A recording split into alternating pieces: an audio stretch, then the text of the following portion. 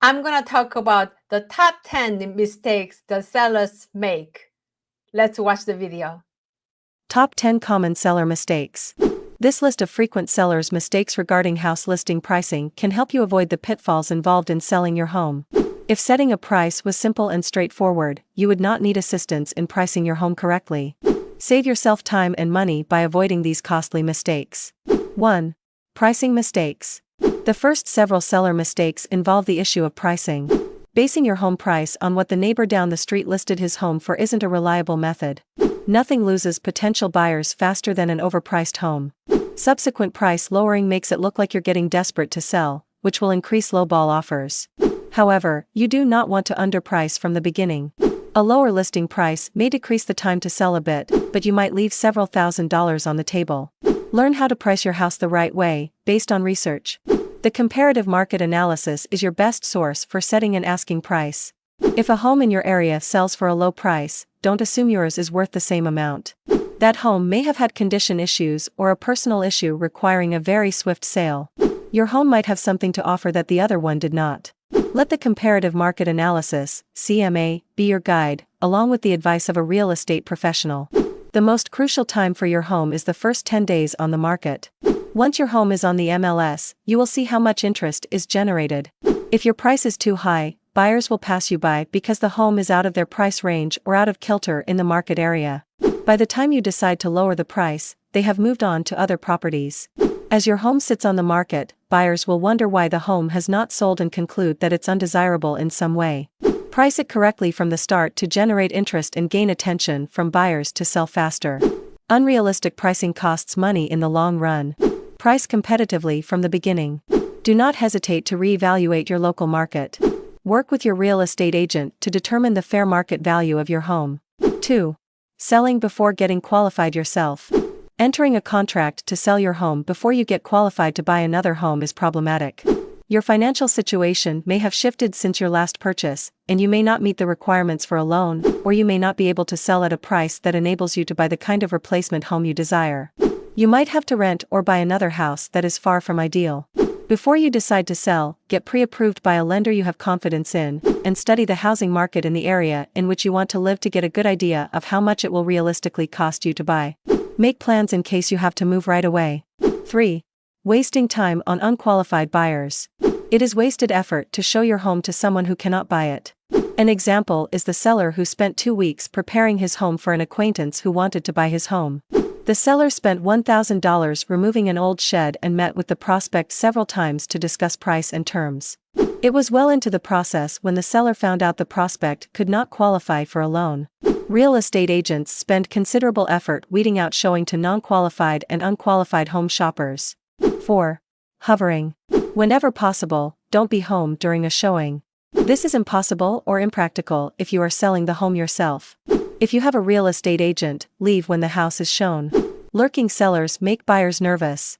Buyers may feel they are intruding and then rush through. They may be hesitant to talk about changes to the home or features they don't like. Buyers will feel uncomfortable closely inspecting the house in the presence of the owners. It's easier for buyers to visualize the home being theirs when they have a chance to critique and discuss the home among themselves. If you must be home, try to stay out of the way and answer questions only if asked. Unless there's a real reason for it, don't ask your agent to be present for all showings, either. That will limit your showing activity. Other agents want privacy with their buyers and they do not usually have time to work around your agent's schedule. 5. Waiting it out. If you decide to wait, you are joining the thousands of other homeowners who have also decided to wait. When a few decide it's time to take the plunge, you're already too late. If you need/want to sell now, then sell now. There will never be a better time. 6.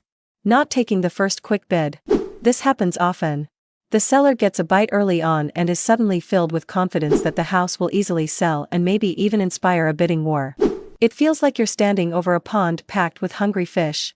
The first offer doesn't seem great, and you naturally assume there must be bigger, juicier fish to be had. So, you throw the not-so-small-after-all fish back in. Big mistake. That tiddler is often the catch of the day. 7. Becoming friends with the buyer. It's appropriate, even important, to be friendly, but don't let the personal nature of someone being in your home allow you to get into too many long discussions with the buyers, because personality conflicts often cloud judgments. Watch what is said in discussing items related to the house and neighborhood. Remember, this could be their new home. You're no doubt excited about moving. But buyers will start second-guessing. A casual statement about the house really being too small for a growing family, or the schools are going through some changes might be enough innocent chatter to squash their interest. 8. Underestimating closing costs. Many sellers only consider the money they are selling their home for. They don't appropriately calculate all the costs associated with the sale. Zillow lays out the following list of expenses. Real estate commission, if you use an agency to sell. Advertising costs, signs, other fees, if you plan to sell by owner. Attorney, closing agent and other professional fees. Excise/gains tax for the sale, if applicable. Prorated costs for your share of annual expenses, such as property taxes, homeowner association fees, and utilities. Any other fees sometimes paid by the seller, appraisals, inspections, buyer's closing costs, etc. Spending earnest money given to you. Do not believe that earnest money given at the time an offer is accepted is yours until the deal has closed and been recorded. There are too many stories about sellers who spent the deposit money prior to closing. When the transactions did not occur, for reasons such as financing contingency or failure of inspection or repair issues, the buyers had to fight or sue for a refund. Another advantage to using a real estate agent is that the agent is a neutral party who will hold the deposit for you until closing day, and make sure your contract dictates what happens to the funds if the transaction doesn't close. 9. Forgetting to cancel/switch utilities and insurance. Many sellers overlook notifying utilities that they are moving or applying for utility service at their new home. Call the utilities and your insurance company as soon as a contract is signed.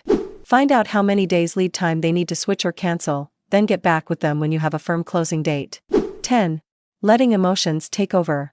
Keep calm throughout the selling process, especially during and after a house inspection. Be practical and presume that issues will arise. It's not uncommon to have to pay for some repairs. Don't let the buyer's request to complete a minor repair kill the deal. On the other hand, don't commit to fixing anything in advance. For example, sure, we can put on a new roof, unless you are sure you can manage it emotionally and financially. Determine the kind of repairs you can practically take care of, then commit to that decision. Some repairs can become unmanageable and could cost you big money.